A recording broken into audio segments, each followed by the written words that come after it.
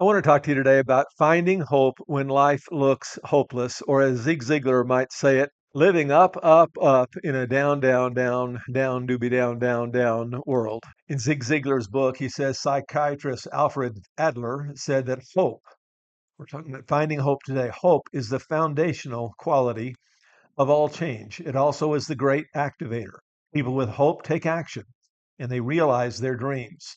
People without hope are often so discouraged they feel incapable of doing anything significant. Good news, hope and help are available, and that's what this book and that's what this video is about today. Somebody once remarked, life is so daily. That's why the subtitle of this book is Daily Hope. Daily hope for the daily grind. The implication is clear. There are so many obstacles to overcome that the daily grind of life has a tendency to be a killer of hope. And we want to talk about how we can find hope when life looks hopeless. Swindoll said, hope is a wonderful, wonderful gift from God. We don't need a better life as much as we need a hope that there will be a better life, a wonderful gift from God, a source of strength and courage in the face of life's harshest trials. When we are trapped in a tunnel of misery, hope points to the light at the end of the tunnel. When we are overworked and exhausted, hope gives us fresh energy. When we are discouraged, hope lifts our spirit. When we are tempted to quit, hope keeps us going. When we lose our way and confusion blurs the destination, hope dulls the edge of the panic. When we struggle with crippling disease or a lingering illness, hope helps us persevere beyond the pain. When we fear the worst, hope brings reminders that God is still in control. There is a throne in heaven and someone is sitting there, as Revelation 4:2 says it. When we must endure the consequences of bad decision, hope fuels our recovery. When we find ourselves unemployed, hope tells us that we still have a future. When we're forced to sit back and wait, boy, I hate waiting and wait and wait, hope gives us the patience to trust. When we feel rejected and abandoned, hope reminds us that we're not alone, that we will make it. When we say our final farewell to someone we love, as I was with a couple of girls this morning, said goodbye to their mom this morning. And when we have that moment in our life, hope in the life beyond will get us through our grief. Put simply, life hurts and dreams fade. Nothing helps like hope. So, how can we find hope in a world that seems so hopeless? Well, Isaiah's world looked hopeless. The NIV Study Bible says about Isaiah's world that he lived during a stormy period marking the expansion of the Assyrian Empire and the decline of Israel. And so I'd like for us for just a minute to set the context of when this was written. My observation is that many people, particularly people who grew up in church, they know something of the stories of the Bible. They know the story of David and Goliath and Daniel in the lion's den and so on. But they don't know the story of the Bible. And so, about once a year in my teaching, we go through, in about 5 minutes, we're going to give you the 30,000 feet overview of the Bible.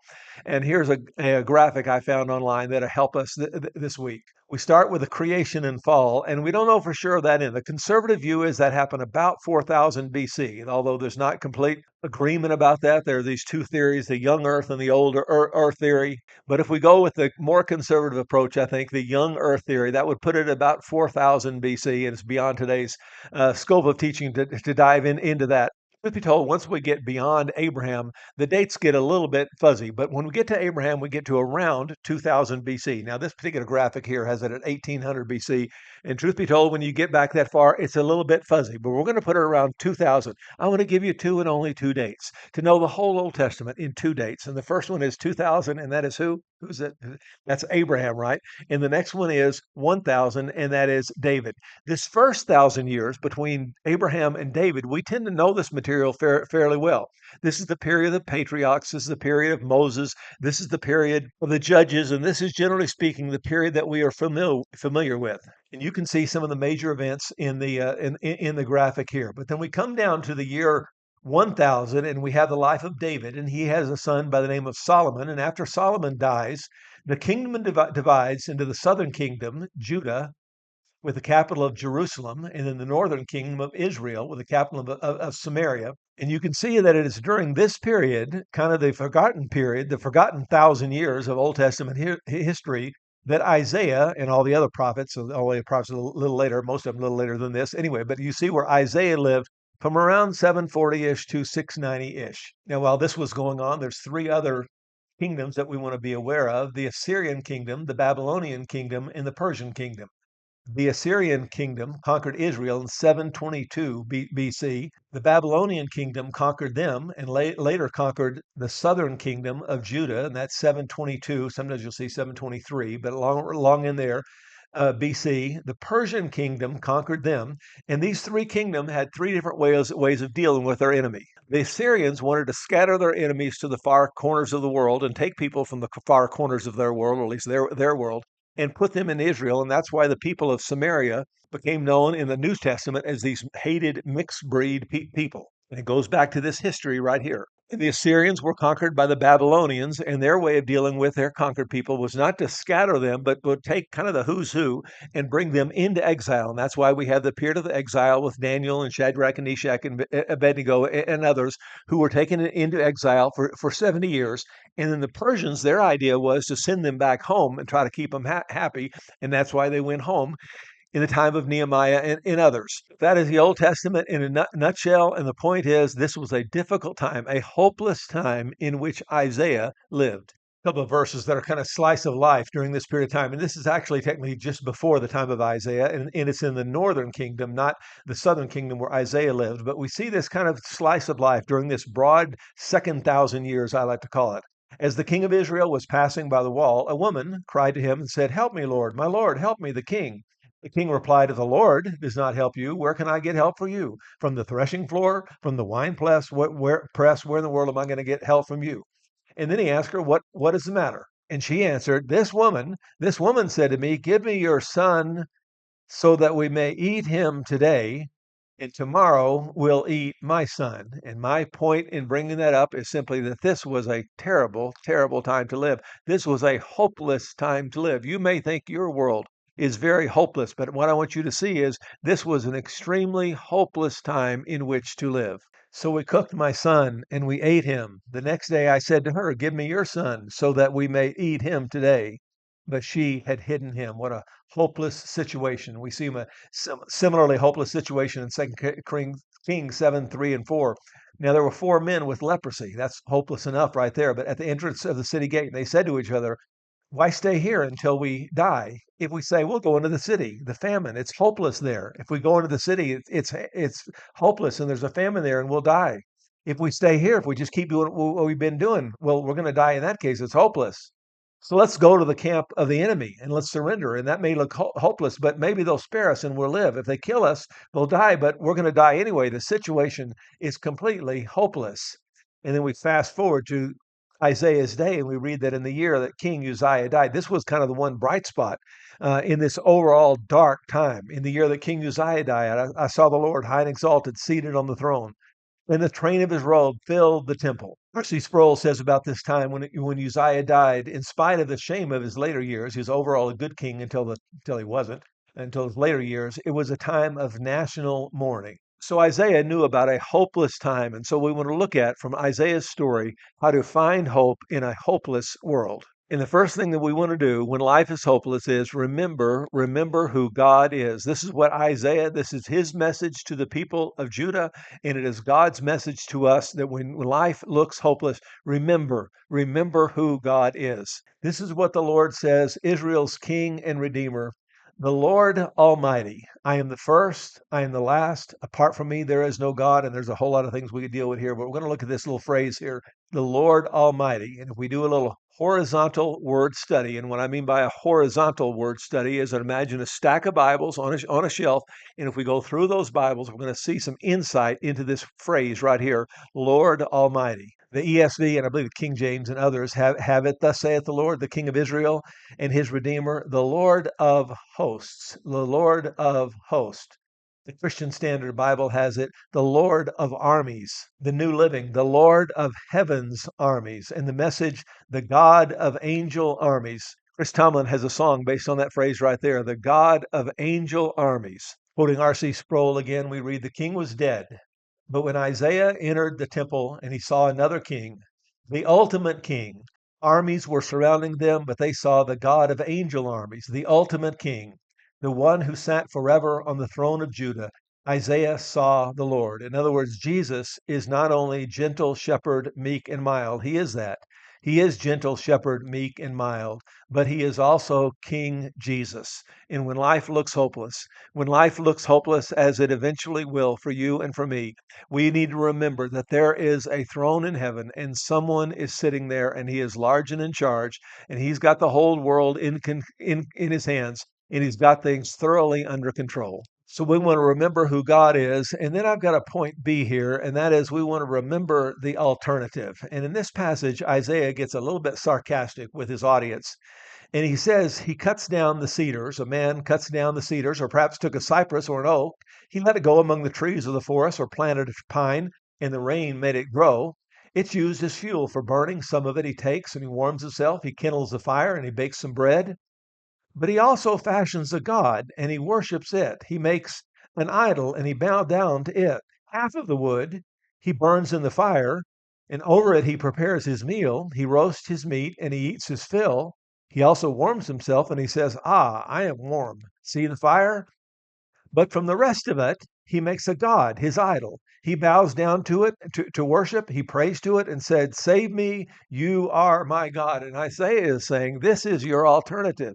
You either believe in the God of angel armies, or do you believe in this ridiculous notion where a man cuts down a tree and he takes a piece of wood and he splits it in half and he takes this piece of this half and he burns it in the fire, and then he takes this half and he carves it into an idol. And Isaiah is saying, how ridiculous. Well, it raises the question, what is our alternatives? People today don't do that. People today don't take a piece of wood and take half of it and burn and put it in the fireplace and put another half and bow down before it. What is our alternative view of the universe? Because people want to know. People have to know. I read this book years ago. This author talked about the basic needs of man, that we have a need for food and water and clothing and shelter, and that we have just a need to know and understand. And what is the alternate explanation of the universe? If we do not believe in the God of angel armies, what do we believe in?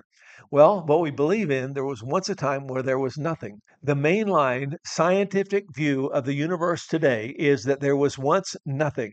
No time, no matter, no energy, nothing. And then poof, everything suddenly came into existence. And it came into an existence in what scientists called an exactly fine-tuned way. And in fact, I've heard atheists quoted as saying this idea of the fine-tuning of the universe, Google it, is one of the most compelling reasons to believe in the existence of God. But the alternative theory in our day, in Isaiah's day, the alternative theory was to believe that I'm going to take a block of wood and take half of it and put it in the fire and take the other half and carve it into an idol. In the alternative view, if we don't believe in the God of angels armies today, with the alternative view that science has to offer us today is there was nothing, no time, no energy, no matter, and suddenly there was everything, and then that everything formed itself into life. In all of the beauty and nature and reproducing life we see came out of sheer chance in time. And as the saying goes, I do not have enough faith. I don't have enough faith to be an atheist, to believe in that. So we want to remember who God is. We want to remember what the alternative is. And then you want to remember who you are. But now listen, Jacob, kind of a stand in for the nation of Israel. My servant Israel, whom I have chosen, this is what the Lord says. He who made you, you are a person created in the image of God, who formed you in the womb and who will help you. Do not be afraid, Jacob, my servant. You are my servant, whom I have chosen. Remember these things, Jacob, for you, Israel, you are my servant. Who are you? You are my servant. I have made you. You are my servant, Israel. I will not forget you. And you might say, well, maybe you, but not me. I've been too bad. I've done too many bad things. And Isaiah addresses that and he says, I have swept away. I have swept away your offenses like a cloud, your sins like the morning mist. Return to me, for I have redeemed you. Craig Rochelle says, here's the truth you need to embrace if you're ever going to change. This idea of who God is and who we are, it makes a difference in the real world. If you're ever going to change, you need to remember that you do what you do because of what you think of you. Could you say that more with me? You do what you do because of what you think about you. He was a young church planter, and their church met in a strip center. And one day he was in his office parsing Greek verbs, as pastors love to do. And all of a sudden, in the outer office, he heard some commotion and he heard some people yelling, and they said, "Fight, fight, fight!" And so he went outside, and everyone was running outside. And he discovered that strip center that they were in was near a high school, and it was kind of the local place that when the boys got mad at each other, they said, "I'll meet you after class, after school today." Well, this is where they met.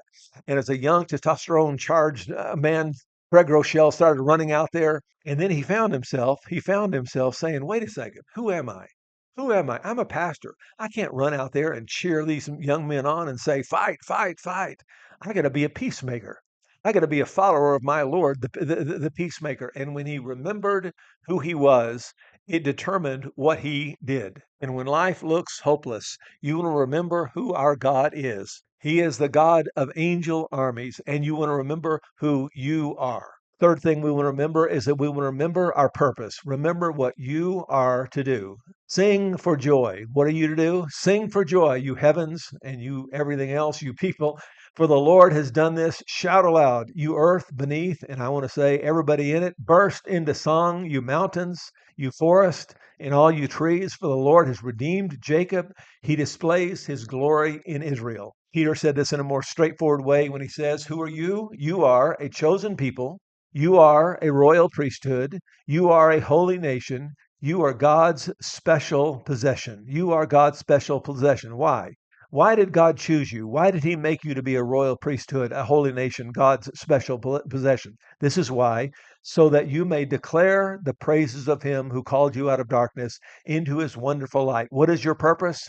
That you may declare the praises of him who called you out of darkness into his wonderful light. John Piper said, this is the single, all embracing, all transforming reason for being.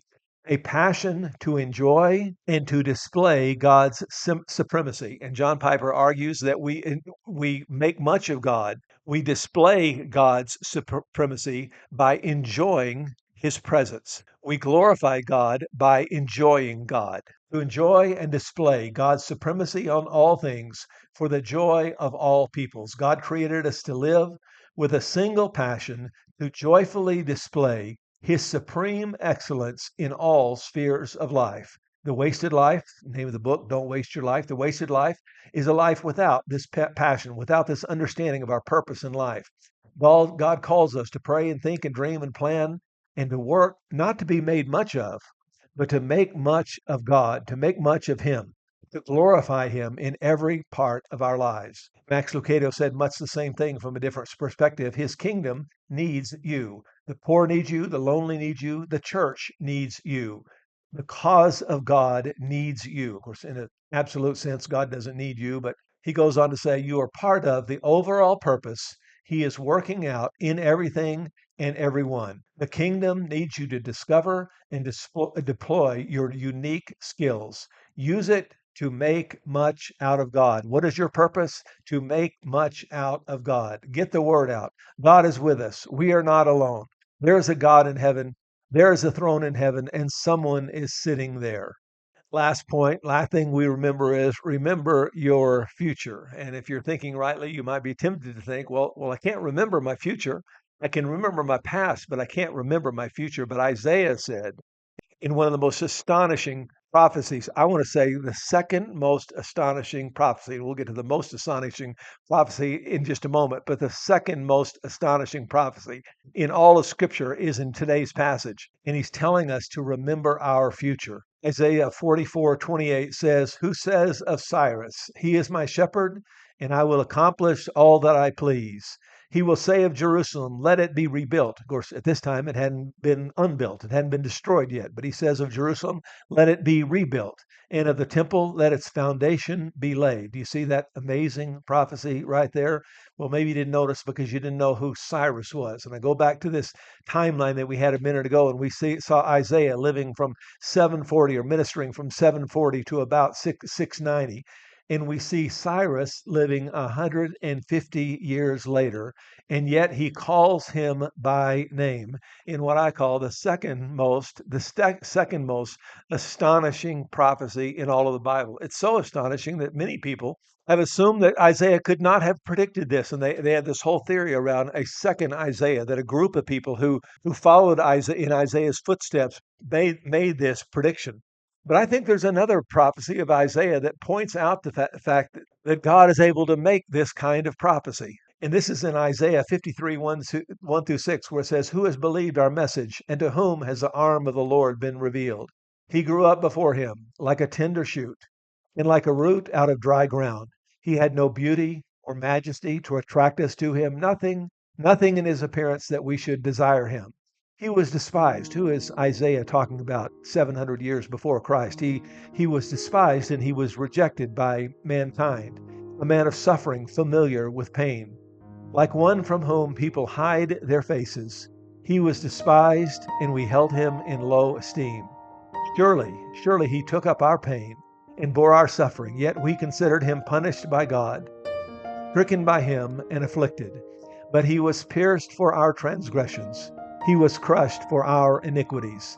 The punishment that brought us peace was on him, and by his wounds we are healed. Who is that talking about right there? Well, it's talking about King Jesus. And I've got a pastor buddy that tells a story about going down to, I think it's like 6-year-olds, 6-year-old Sunday school class, and he read this passage to these 6-year-old kids, and he asked them, who is that talking about? And these are church kids, but the church kids were able to say, that is talking about Jesus. And Isaiah wrote it 700 years before Christ. And the point is this: if Isaiah knew that future, Isaiah teaches us that he knows your future. And in your future, Jesus says he's gone to prepare a place for us. And there is a place where there is no more death or mourning or crying or cancer or Alzheimer's or locks or assisted living facilities or death or crying or pain. That is your future. In a time that looks hopeless, remember your future. Remember who God is. Remember what the alternative view is. Remember who you are. Remember what your purpose is. And remember your future. And may God richly bless you as you discuss these truths together.